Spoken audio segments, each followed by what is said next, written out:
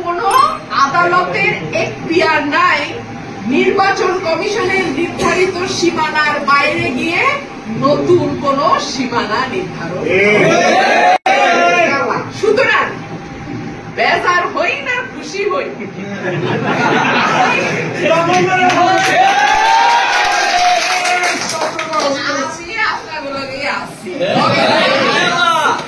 এখন যারা বেজার হইব এদেরও কোন উপায় নাই, আমাদের গিলন লাগতো।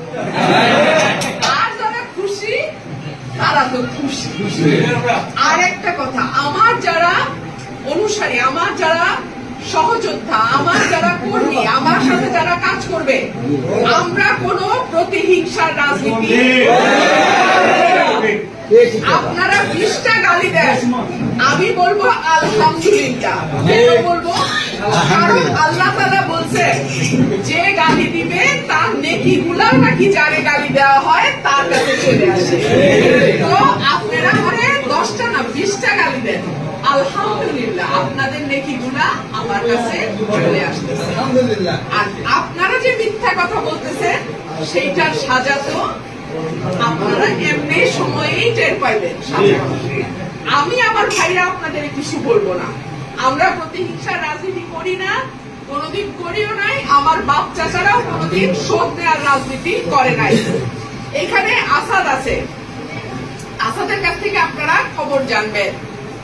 আমাদের হাজার হাজার কানি জমি মাইসে 50-60 বছর ধরে খাইছে, আমরা একটা লাউও গাছের থেকে।